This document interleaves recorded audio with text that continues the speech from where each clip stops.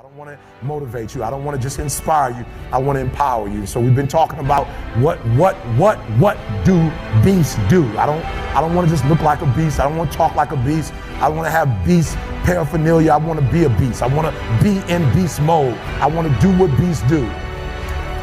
And so I told him yesterday, it was the weirdest thing. I was reading a story about the lion and gazelle, just like you. I was reading a study. I was reading and I was studying. I would read it over again. I would study. I was examining. I would pull back and I would digest the story. I'm going over the story over and over and over and over. And I'm looking for that thing. I'm looking what makes a lion a lion. I'm looking because if I can find out what makes a lion, I can help you turn that switch on.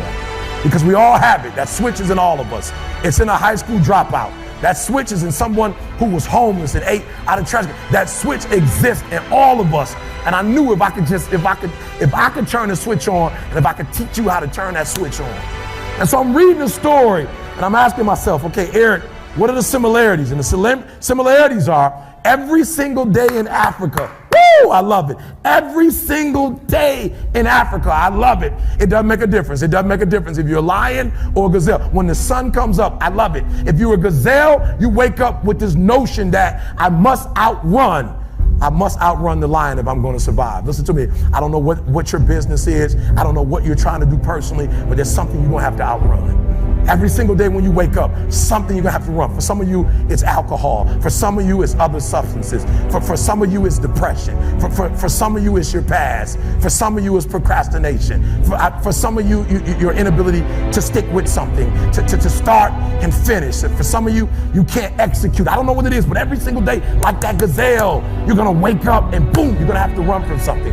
There's something you're gonna have to get away from to survive. And that's all the gazelle is doing. He's running from the lion because he's trying to survive. But what's weird is that even though the lion is considered to be one of the most ferocious animals, one of the most dangerous animals, one of the kings of the kingdom, that when the sun comes up in Africa, that the lion has to do something too. Even though he's great, the gazelle's not going to come and just let him eat him up. He's going to have to chase that gazelle down. He's going to have to kill that gazelle. So when I read it, that's the similarity. That if it doesn't make a difference if you're a gazelle, it doesn't make a difference if you're a lion. If you're at the top of the game, you still got to work. If you're at the top of your game, you still have to grow. If you're at the top of your game, what I know about you, if you're at the top of your game, there's still room for improvement. You can still get bigger. You can still get better. You can still be bolder. If you are still alive, there's still room for growth. There's still room to grow and be better. And so it says it doesn't make a difference in the safari. In Africa, it does not make a difference when the sun comes up. Boom! You better get to running. And so I studied. I said, what's the difference?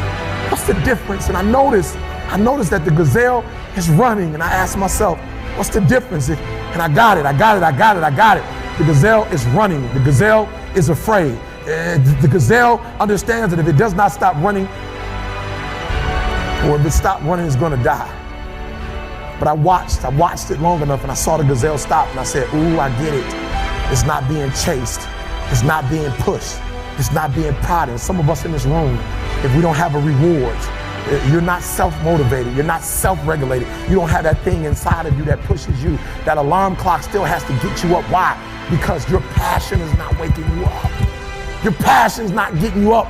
And so I saw it. I said, ooh, the lion does not need to be pushed. The lion does not need anything external.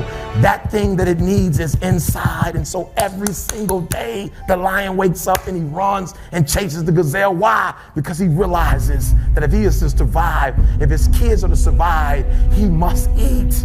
And so you got to do me a huge favor. You got to get to the point where you don't need a car anymore. You don't need a house anymore. You don't need to be pushed by anybody anymore.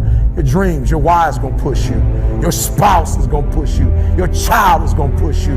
The need to get better is going to push you. Because you're closer than you're ever going to be, it's going to push you. You don't need anything to push you. Your goals are going to push you. Your dreams are going to push you. The opportunity of a lifetime that happens in this particular time frame is going to push you.